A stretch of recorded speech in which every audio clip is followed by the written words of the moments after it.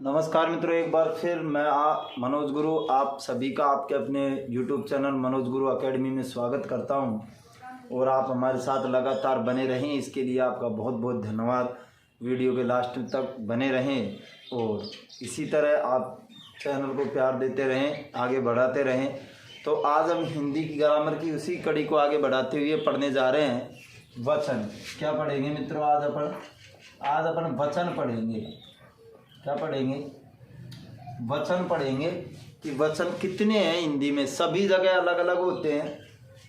तो पहली बात तो परिभाषा क्या कहती है वचन की, तो ये लिखिए कि संज्ञा, सर्वनाम, क्रिया, विशेषण आदि। संज्ञा, सर्वनाम, क्रिया, विशेषण आदि विकारी शब्दों के जिस रूप से आदि, ये सब विकारी शब्द हैं। क्या है? विकारी शब्दों के जिस रूप से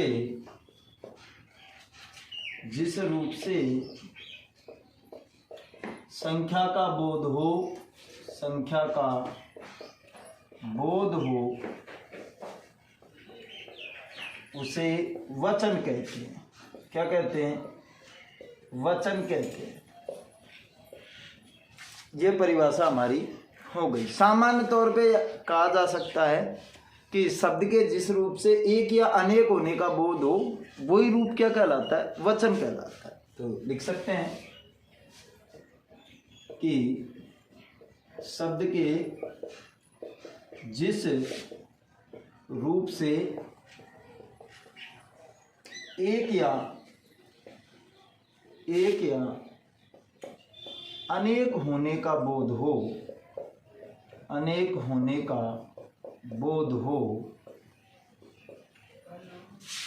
उसे वचन कहते हैं। उसे क्या कहते हैं मित्रों?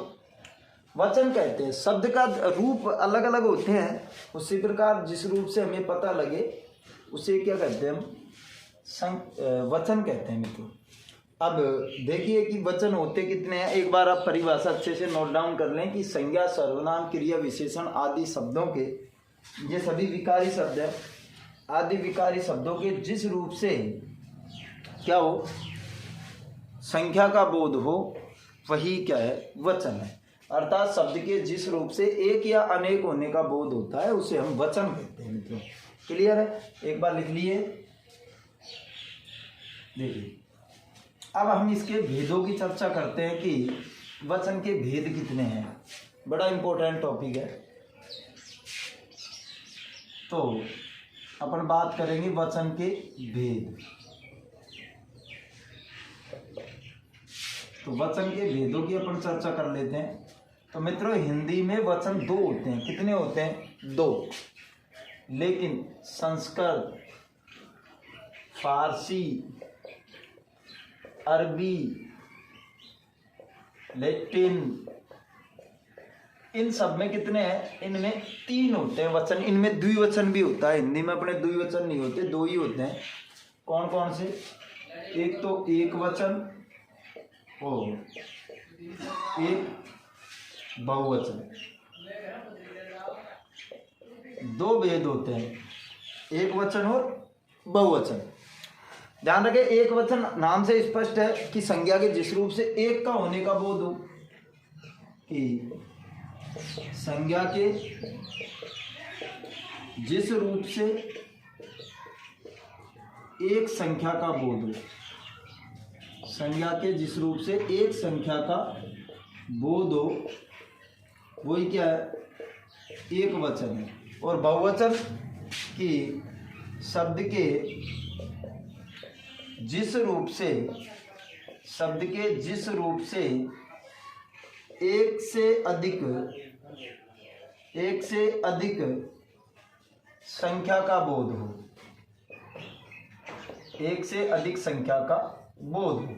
ये सामान्य है, यहाँ तक सबको आते हैं कि जहाँ एक संख्या की जानकारी मिले एक वचन, जहाँ एक से अधिक की जानकारी मिले वो बहुवचन। लेकिन लैटिन, अरबी, फारसी जो भाषाएं हैं इनमें क्या है, तीन तीन होते हैं, द्विवचन भी होता है, अपने यहाँ नहीं होता। हिंदी में द्विवचन, हिंदी में दो ही वचन है, एक वचन और बहुवचन। जैसे उदाहरण देखिए अपन, तो लड़का,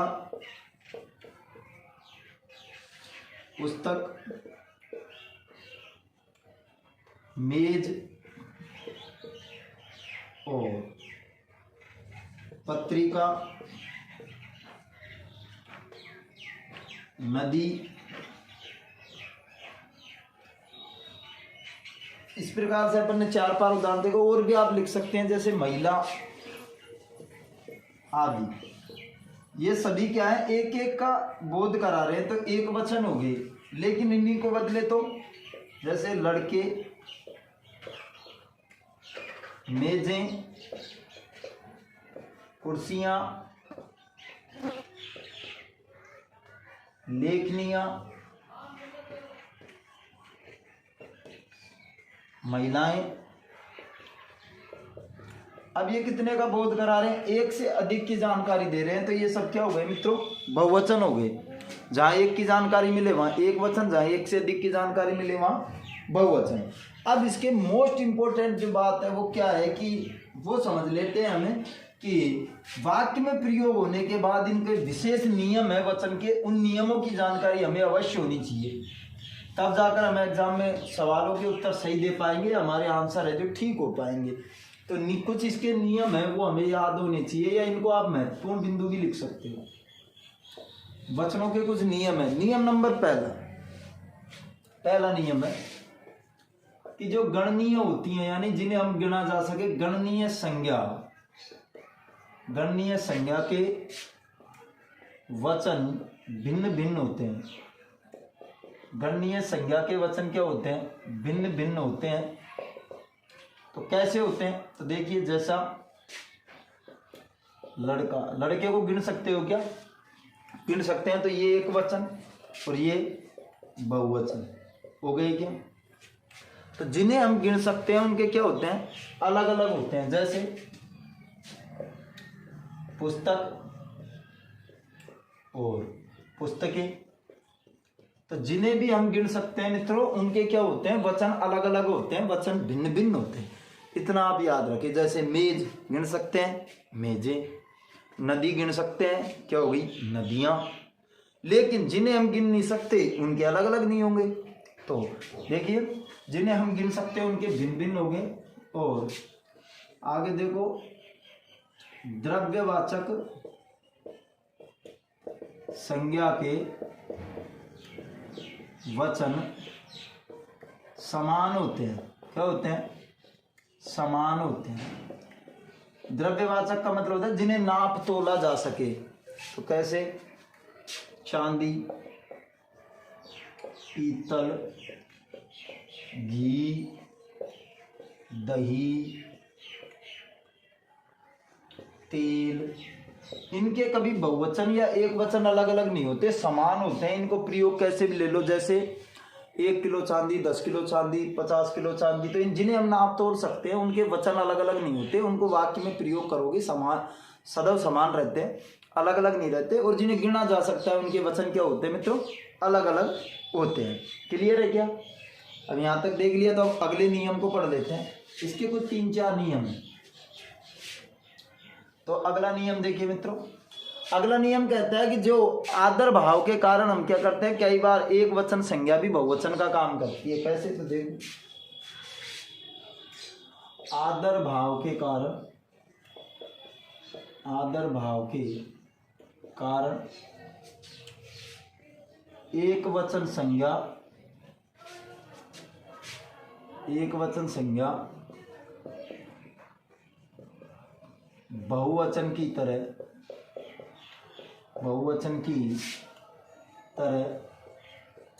प्रयोग होती है। अर्थात वो होती है एक वचन है, परंतु प्रयोग करेंगे तब कैसी बनती है, बहुवचन बनती है। आंसर पूछा जाए कि ये कौन सी संज्ञा, तो एक वचन है। कौन सा वचन है, एक वचन। काम में उसको अपन बहुवचन की तरह लेंगे। जैसे पिताजी बाजार गए हैं, पिताजी बाजार गए हैं। अरे मित्रों यहाँ है तो एक वचन ही पिताजी, परंतु प्रयोग किनकी तरह हुआ है?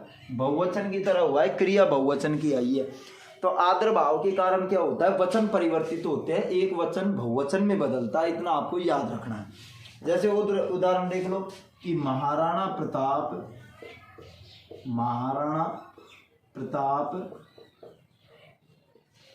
महान योद्धा थे। तो थे आ गया तो बहुवचन हो गया ना, परंतु महाराणा प्रताप तो एक वचन ही संज्ञा है। तो एक वचन संज्ञा आदर भाव के कारण कई बार क्या होती है? बहुवचन की तरह प्रयोग में ली जाती है। जैसे गांधी जी अहिंसा के पुजारी थे, तो गांधी जी तो एक वचन है, परंतु थे आया है तो अर्थात बहुवचन क्रिया आई है। तो एक वचन क्रिया आदर भाव के कारण कई बार क्या होता है कि बहुवचन की तरह प्रयोग में की जाती है। अब अगला नियम देखते हैं। अब इसका अगला नियम अपन पढ़ेंगे, और अगला नियम यह है कि कुछ शब्द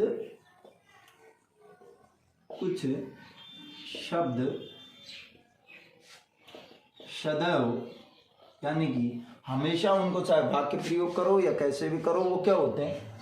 बहुवचन होते हैं। तो आपको हमेशा डायरेक्ट क्या लिखना है? इसका आंसर बहुवचन लिख देना है।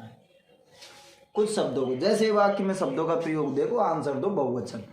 कौन कौन से हैं? तो देखो, प्राण, दाम, केस, बाल, हस्ताक्षर। क्या? प्राण, दाम, केस, बाल, हस्ताक्षर, लोग, होश, भाग्य,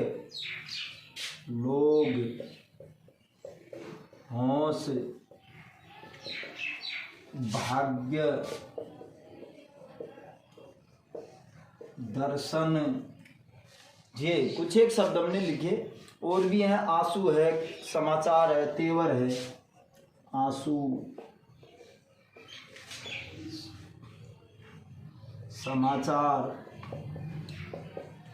तेवर आदि, ये सदा बहुवचन की तरह प्रयोग होते हैं। कैसे?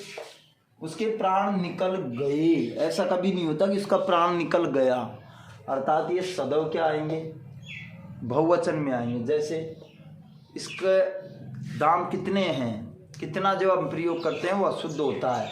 जैसे केस, सिर में केस कितने हैं, बाल कितने हैं, तो ये सदैव क्या होंगे? बहुवचन के लिए प्रयोग में होंगे। ये प्रश्न कई बार आता है हस्ताक्षर से संबंधित, है हस्ताक्षर एक वचन है या बहुवचन है? तो मित्रों ये सदैव बहुवचन है। कैसे? कि उसने हस्ताक्षर कर दिए, तो कर दिया आ गया, तो यानी कि बहुवचन का प्रयोग हो गया। आप शब्द का वाक्य में प्रयोग कर करके देख लें तो समझ आ जाएगा कि ये एक वचन है या बहुवचन है। तो मित्रों हम इसके अगले नियम को देखते हैं। अगले नियम को हम पढ़ते हैं, और नियम है हर, प्रत्येक, हर एक, हर कोई, ये भी है।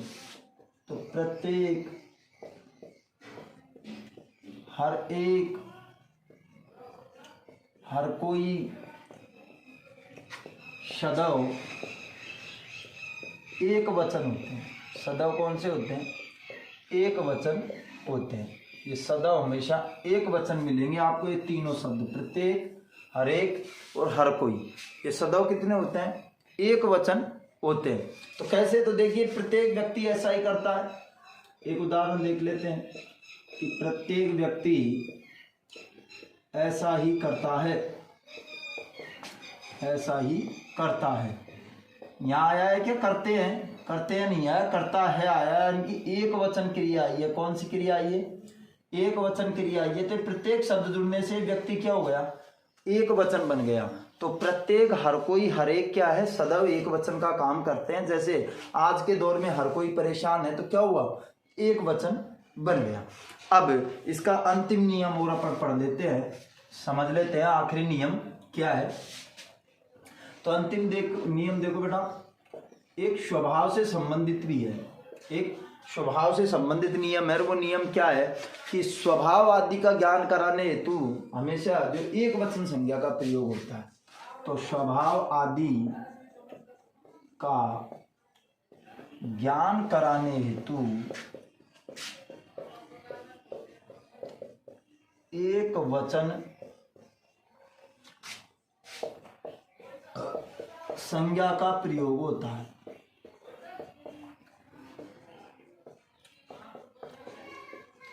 स्वभाव आदि का ज्ञान कराने हेतु एक वचन संज्ञा का प्रयोग होता है। जैसे बंदर अत्यंत चंचल होता है, बंदर अत्यंत चंचल होता है। आप ऐसे लिखोगे ना, बंदर अत्यंत चंचल होते हैं, तो क्या होता है मित्रों? अशुद्ध होता है। क्या होता है? अशुद्ध होता है। यहाँ स्वभाव का बोध कराया है, तो बंदर हमेशा एक वचन ही होगा। क्या होगा? एक वचन होगा। अगर आपने इसको बहुवचन की तरह प्रयोग कर दिया कि बंदर उछल कूद करते हैं, तो गलत होगा। आपका वाक्य क्या बनना चाहिए? बंदर उछल कूद करता है। स्वभाव के कारण संज्ञा सदैव एक वचन प्रयोग होगी। ये बात आपको ध्यान रखनी है, ये बात आपको हमेशा ध्यान रखनी है। जैसे घोड़ा शक्तिशाली होता है, घोड़ा शक्तिशाली होता है, ध्यान रखना है आपको कि शक्तिशाली उसका स्वभाव गुण बता रहे हो आप, तो घोड़ा एक वचन प्रयोग कीजिए। यदि आपने लिख दिया कि घोड़े शक्तिशाली होते हैं, तो वाक्य गलत हो जाएगा, शुद्ध हो जाएगा। तो इस बात को विशेष ध्यान रखना है कि गुण स्वभाव आदि को बताने के लिए सदैव एक वचन संज्ञा का प्रयोग होगा, बिल्कुल निश्चित तौर पे होगा। जैसे गधा मूर्ख होता है, आप ये नहीं लिख सकते गधे मूर्ख होते हैं, गलत हो जाएगा। हमें लिखना है गधा मूर्ख होता है। तो स्वभाव आदि का बोध कराने के लिए वचन के अनुसार संज्ञा एक वचन आएगी। क्लियर है क्या? ठीक है। तो वचन में इतना ही मित्रों, और आप हमारे साथ लास्ट तक जुड़े रहे, इसके लिए आपका बहुत बहुत धन्यवाद। आप चैनल को लाइक, सब्सक्राइब और शेयर करना बिल्कुल ना भूलें, क्योंकि ये आपका अपना चैनल है। धन्यवाद।